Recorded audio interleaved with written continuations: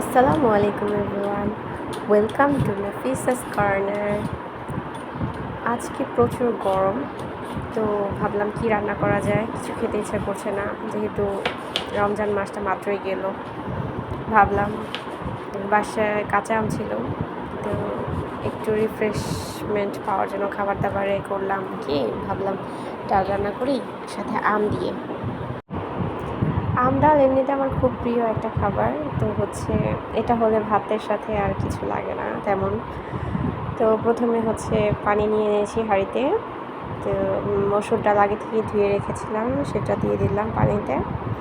এখন দিয়ে দিব আপনার লবণ একটু বেশি দেওয়া লাগবে, বলতে আপনার এমনিতে তো 1 চামচ অল্প একটু দিলে হয়ে যায়। এখন আমি পুরোপুরি 2 চামচ ভরে ভরে দিলাম, কারণ আমটা অনেক টক, আমি খেয়ে দেখেছি।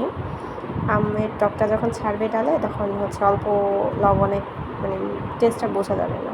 এরপর আমি দিচ্ছি একটুখানি হলুদের গুঁড়া, খুব সামান্য। এই ডালটায় শুধু হলুদের গুঁড়াই দেওয়া লাগে গুঁড়া মশলার মধ্যে। আর এখানে রয়েছে পেঁয়াজ কুচি, আমি এখান থেকে অর্ধেক পেঁয়াজ কুচি দিয়ে দিচ্ছি।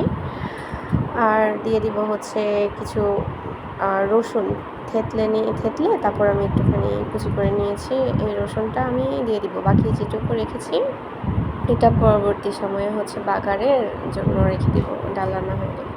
আর এখানে কাঁচামরিচ নিয়ে নিয়েছি 4টা। কাঁচামরিচগুলো মাঝখানে আলতো করে একটু কেটে নিয়েছি, যাতে ঝালটা একটু ফ্লেভারটা বেশি বের হয়, ঝালটা একটু হালকা বের হয়। এখন পরিমাণ মতো একটুখানি সয়াবিন তেল দিয়ে দিলাম। তো চুলাটাও জ্বালিয়ে দিচ্ছি। প্রথমে হাই ফ্লেমে আমি একদম বলক আসা পর্যন্ত ওয়েট করবো, পরে একটুখানি টেম্পারেচার বুঝে পরবর্তীতে টেম্পারেচারটাকে একটু কমিয়ে পরিমাণ মতো কমিয়ে দিতে হবে, ঢেকে দিতে হবে। তো এখন 25 মিনিট পরে প্রায় এসে চেক করলাম যে ডালটা সুন্দরভাবে সেদ্ধ হয়ে গিয়েছে। এখন একবার ভালোভাবে মিক্স করে নিচ্ছি ডাল ঘুটনি দিয়ে। এই পর্যায়ে ডালটা ভালোভাবে মিক্স করার পরে এখন আমি কেটে রাখা যে কাঁচা আমগুলো ছিল ওগুলো পর্যায়ক্রমে খুব সাবধানতার সাথে ডালের মধ্যে দিয়ে দিলাম। দিয়ে কিছুক্ষণ আমি এভাবে হালকা ঢেকে রেখে দেব, যাতে আমগুলো সেদ্ধ হয়ে যায়। 3 থেকে 4 মিনিট রাখলেই হবে।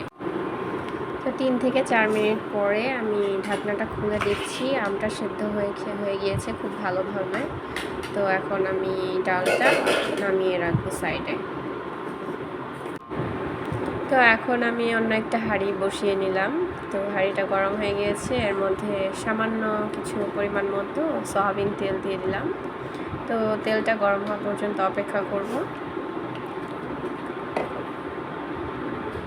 দেখতে পাচ্ছেন তেলটা গরম হয়ে গিয়েছে। তো এখন আমি অবশিষ্ট যে পেঁয়াজ কুচি এবং রসুন থেতলানো রেখেছিলাম সেটাকে পর্যায়ক্রমে সেই গরম তেলের মধ্যে দিয়ে দিলাম। এখন হালকা একটু নাড়াচাড়া করে মিনিট 2-1-এর মধ্যে এই পেঁয়াজের কালারটা গোল্ডেন ব্রাউন কালার করে নেব, পেঁয়াজ রসুনের কালারটা। তো এই তো কালার চলে এসেছে, খুব সুন্দর হয়েছে। তো এর মধ্যে আমি যে আম ডালটা রান্না করে রেখেছিলাম সেটাকে